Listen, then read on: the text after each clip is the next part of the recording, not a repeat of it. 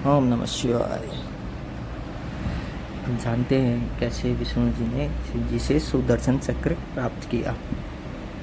देखो, पुरानी मान्यताओं के अनुसार क्या हुआ कि एक बार धरती के ऊपर राक्षसों का अत्याचार बहुत ज़्यादा बढ़ गया था और राक्षसों की और असुरों की जो दृष्टि थी या जो निगाह थी वो अपने स्वर्ग पे और धरती पे अधिकार जमाने पर टिक गई थी।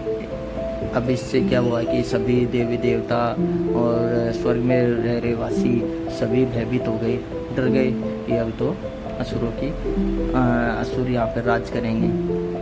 सभी देवी देवता विष्णु जी के पास पहुँचे और विष्णु जी को बताया कि भाई यहाँ पर सभी राक्षसों का वास होने वाला है, तो इसे बचाओ। तो राक्षसों मुक्त होने के लिए विष्णु जी से गुहार लगाई। अब विष्णु जी को पता था इसका समाधान तो सिर्फ एक के पास ही है, वो है अपने शिव जी। अब विष्णु जी शिव जी के पास पहुँचे और उनकी तपस्या शुरू कर दी। बहुत गहरी तपस्या की।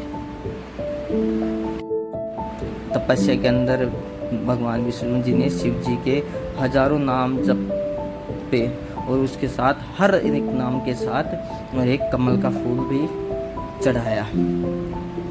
फिर उन्होंने क्या किया कि शिव जी ने सोचा कि इनकी परीक्षा ली जाए। उन्होंने शिव जी ने विष्णु जी की परीक्षा दी।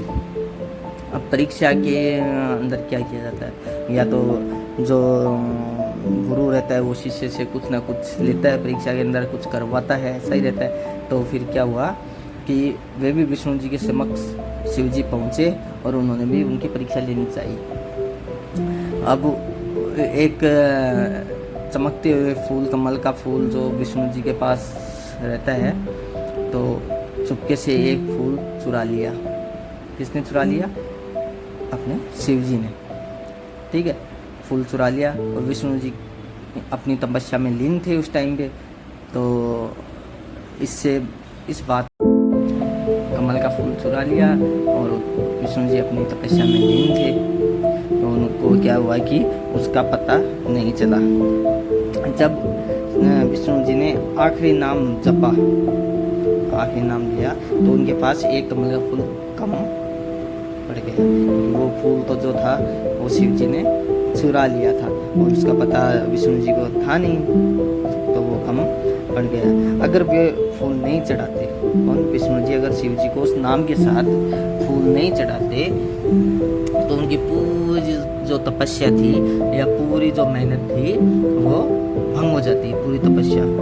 ठीक है, तो विष्णु जी ने तुरंत एक अपनी आँख निकाली और शिव जी को वो आँख, अपना नेत्र, और वो शिव जी को अर्पित कर दिया। किसकी जगह? कमल की फूल की गए, जो शिव जी ने चुरा लिया था, जो तपस्या के हर उसके नाम के साथ कम पड़ गया था।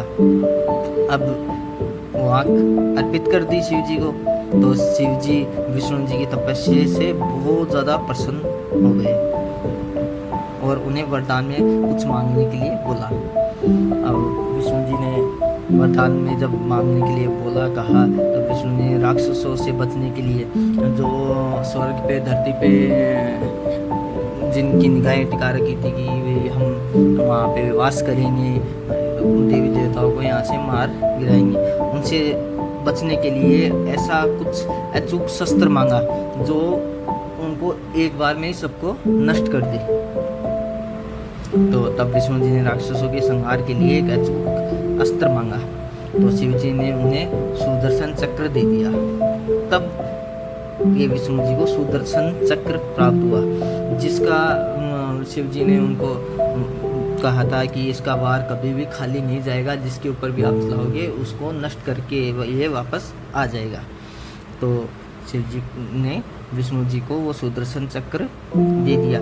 इसके बाद विष्णु जी ने सुदर्शन चक्र से अत्यंत खूंखार राक्षसों को भी मार गिराया और इस धरती को, स्वर्ग को अधर्मियों से बचा लिया, उनके प्रकोप से बचा लिया। इतनी तपस्या के बाद ये सुदर्शन चक्र प्राप्त हुआ। धन्यवाद।